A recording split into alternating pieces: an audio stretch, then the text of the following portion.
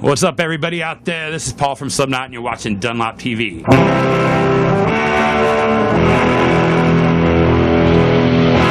It's your buddy Brian Kehoe from DunlopTV, hanging out with Paul Gray from Slipknot. How you doing, man? Doing good. Thank you so much. Doing good. What kind of bass do you use? Right now I'm using Ibanez. I have a signature model. It's the ATKs. Is that 5-string?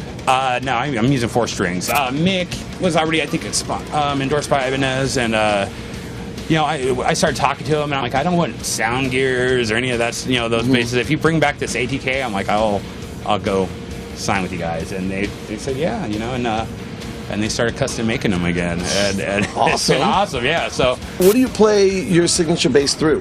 Right now I'm using PV gear, you know, when we're making the, not All Hope Is Gone, but the record before Subliminal Verses, and we're in the studio, and I had like 10 different bass rigs, you know. I had a switching system, so I can just actually go through and just listen to all of them, and the PV one sounded the best, you know, for what we were doing. And I used an Avalon DI.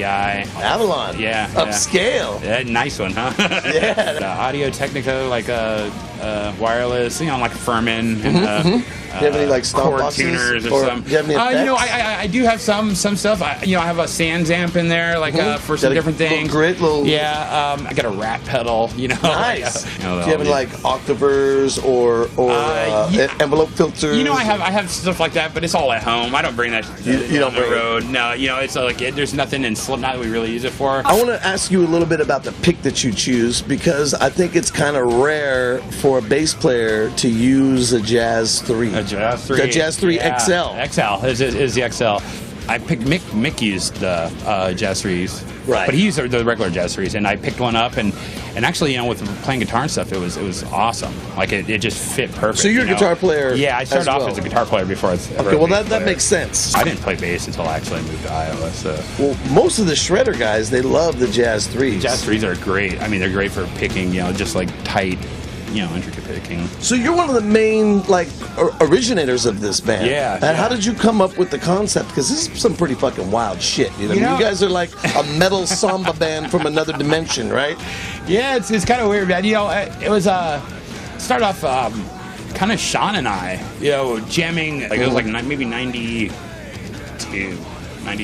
Now I was supposed to do another band with Joey, and then one day I was like, you know, well, let's see if Joey, because Sean was always talking about wanting to, you know, do percussion and kind of, you know, get out front and sing and do all kinds of just crazy stuff, and, you know, do the kegs and, you know, weird oil drums and just crap, rad, you know, like, yeah, you know, like propane tanks, and Joey came in, and he's like, you know, he had like all these ideas too, and then we just kind of started adding members. It was never like an idea to have like, okay, we're gonna have 9 people and we're gonna, you know, have it be this set way. It was just it just until it sounded right, you know, we kind of just kept, you know, bringing people in, you know, whatever. And from the beginning was the concept of the theater and the dark carnival, the look and the show. Was that part of the... Not necessarily the look at the time. The idea with the masks and stuff were like, we were practicing, and Sean would wear his clown mask, and it was just like, it's really weird because we never, like, when we were jamming, he was the only one wearing the mask at the time, right? And like we'd be playing and just looking at him like, what the fuck is he thinking? You know, I don't know if he's into this or not, or what the fuck. So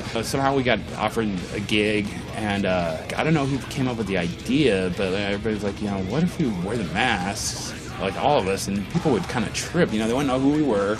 You know, we decided we'd do it, and it was pretty awesome because we like played the show and we drove up in it was Joey's Suburban. They all just piled out. Yeah, and we walked through the front. Like we set up all the gear already, and then we like left, put on all the crap, like drove up the street, parked right in front of the venue, like walked through the front door, pushed our way through the crowd, jumped on the stage, played, and walked right back out the front door and left, right? We got around the block, whatever, changed out of gear, came back and moved our gear. And people like didn't know who was in the band or what was going. You know, they were just. That's awesome. What was that? That's right? fucking awesome. It definitely drew some opinions too. You know, just like either people hated it or loved it, but so it kind of just built off of that. Everybody has like side bands. You got one that you? No, you know, man. I kind of I've helped out with some bands and stuff like that, but you know, mostly like during the times off, I've been writing Slipknot stuff, so it kind of kind of keeps me busy. The cycle just Yeah, keeps going. yeah. Well, Paul, man, thank you so much for taking the thank time you. out and giving No, this thank you, insight definitely. into your world. Hey, no, thank you for Right having me. on, man. Awesome. Hey, it's your buddy Brian Kehoe with Paul Gray from Slipknot saying adios amigos from DunlopTV. Yeah!